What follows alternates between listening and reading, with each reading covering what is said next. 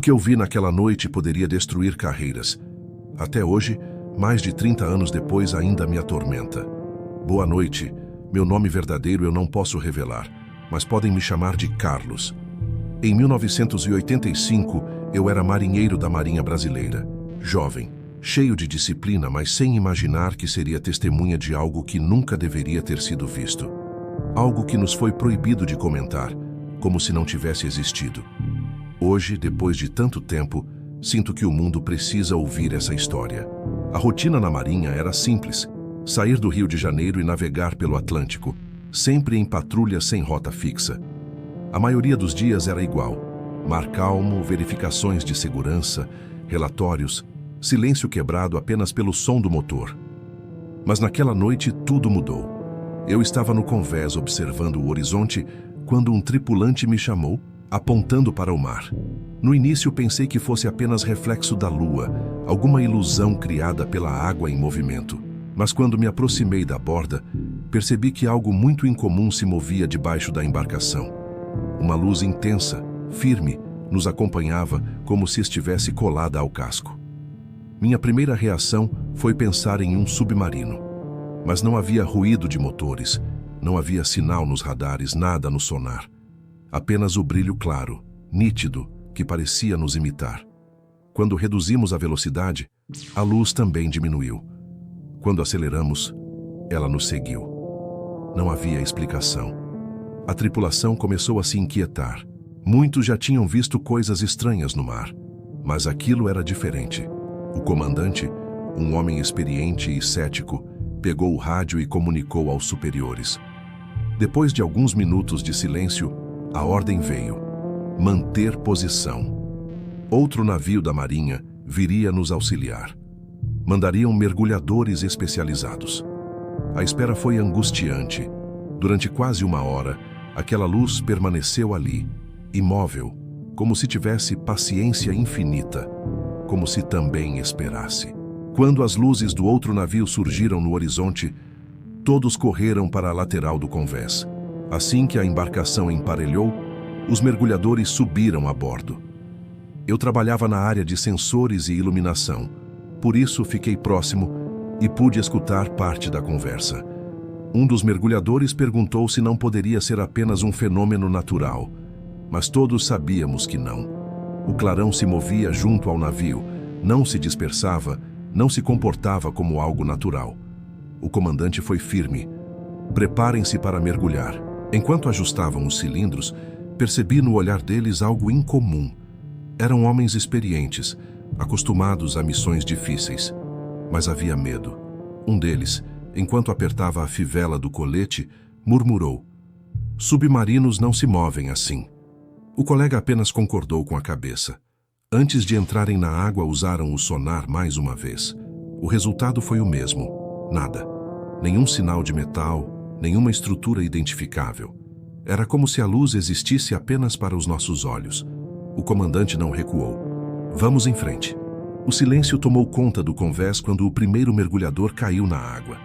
Depois o segundo, o terceiro. Pelo rádio, suas vozes chegavam abafadas, entrecortadas pela respiração. Visibilidade anormal, clara demais para essa profundidade, relatou um deles. Isso não fazia sentido. Quanto mais fundo se desce, menos luz há. Mas ali a água parecia iluminada de dentro para fora.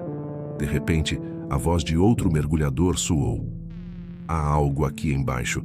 Parece metálico, mas é liso, sem rebites, sem marcas. O coração de todos disparou. Como podia uma estrutura metálica tão próxima não ser detectada por nossos equipamentos? Veio então a frase que congelou o convés inteiro: tem janelas. Consigo ver através delas. O rádio ficou em silêncio por alguns segundos, que pareceram eternos, até que outra voz completou: tem alguém lá dentro. Os tripulantes a bordo se entreolharam. O comandante tentou manter a calma. Descrevam o que veem. Um dos mergulhadores respondeu com a voz trêmula: parece um submarino, mas não é. É prateado, tem um brilho estranho.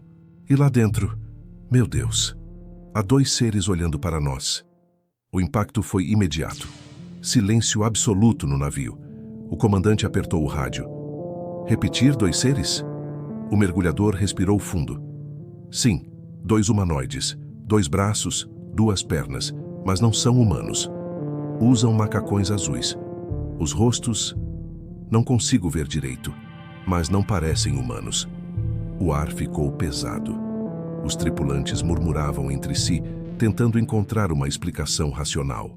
Alguns sugeriam tecnologia de outro país, algo secreto e avançado, mas os mergulhadores foram categóricos. Nenhum veículo humano se move assim, nenhum. Antes que pudessem se aproximar mais, o inesperado aconteceu. O objeto fez um movimento brusco. A luz se intensificou tanto que parecia cegar. Em seguida, disparou para frente com velocidade impossível. Não houve barulho, não houve deslocamento de água perceptível. Apenas sumiu no escuro do Atlântico. Os mergulhadores subiram apressados, ofegantes, assustados. Quando voltaram ao convés, retiraram os equipamentos às pressas. Um deles ainda respirava com dificuldade quando disse: "Isso não era um submarino. Nunca vi nada parecido." O comandante os fitou com seriedade. "Expliquem melhor." E a resposta veio seca. Estrutura lisa, metálica, com janelas. 2 seres lá dentro. Humanos, mas não humanos. O silêncio que se seguiu foi quase insuportável. O comandante apenas cruzou os braços e decretou: "Isso fica entre nós." Na manhã seguinte, recebemos ordens formais. Um oficial superior trouxe documentos de confidencialidade.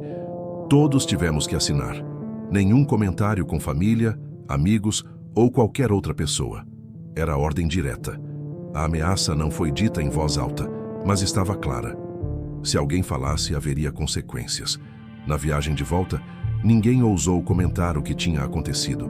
O silêncio no navio era estranho, pesado. Mas antes de chegarmos ao rio, avistamos um barco de pesca. O comandante ordenou que nos aproximássemos. Ele fez perguntas diretas aos pescadores. "Vocês pescam nessa área há muito tempo?" A resposta foi afirmativa. Em seguida, ele perguntou: "Já viram algo estranho por aqui?" A resposta veio imediata. "Sim, já vimos luzes saindo da água e voando pelo céu. Às vezes chegam perto do barco." Meus olhos se arregalaram. Era exatamente o que tínhamos presenciado. O comandante manteve a calma e perguntou: "E já conseguiram ver algo dentro dessas luzes?" Um dos pescadores assentiu. "Sim, 2 figuras humanoides estavam sentadas como se pilotassem, mas não eram humanos." Outro pescador completou: "Alguns na vila os chamam de anjos, outros acreditam que são extraterrestres. Seja o que for, nunca nos fizeram mal."